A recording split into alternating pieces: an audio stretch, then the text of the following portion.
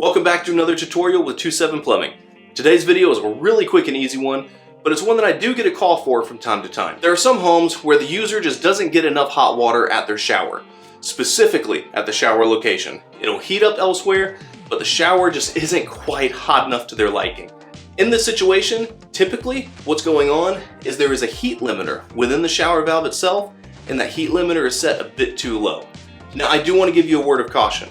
While I will show you how to make this adjustment, please be careful. Don't put yourself in a situation where you are going to get scalded. It's a great idea to take a thermometer, check what that temperature is, make sure it's not too high for you. But as there are instances where it just genuinely doesn't get hot enough, this video will help you out. If you have a Moen posi-temp valve like this one here, this is what you'll need to do. You'll need a 7/64 Allen key and a Phillips head screwdriver. Go ahead and start by plugging your drain, or at least putting something on top of it so that you don't drop anything down the drain. We're then going to take our Allen key and remove the Allen screw that's holding the handle in position. With the handle and screw out of the way, we'll take our Phillips head driver.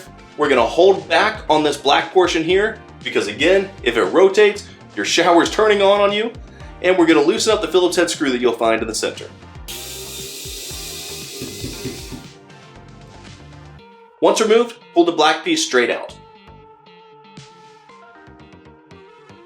Now here we have our heat limiter. This is typically a two-piece design, and the way it operates is the outer white portion has a white tab, and the placement of it is going to determine how far your handle can turn to the hot side. In this situation, I know that the hot water to my home is not too hot. I have a thermostatic mixing valve at the water heater for safety, so I'm going to go ahead and place it where I get maximum heat to the shower. In order to do so, I'm simply going to pull the white piece straight out, align it so that the tab is in the straight up position, and slide it back in place.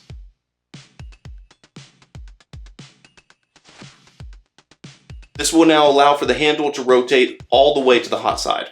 We will now reinstall the black tab, making sure that the groove aligns with the upper left-hand side. Take your Phillips head screw and run it back in place.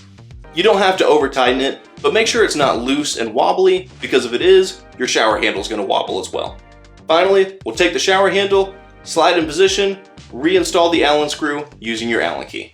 Just as with the Phillips head screw, you don't have to crank it down so tight that it's going to crack anything, but make sure you don't have any wobble, because you don't want your shower handle to wobble either. And there you go. You've got your heat limiter set to maximum heat setting.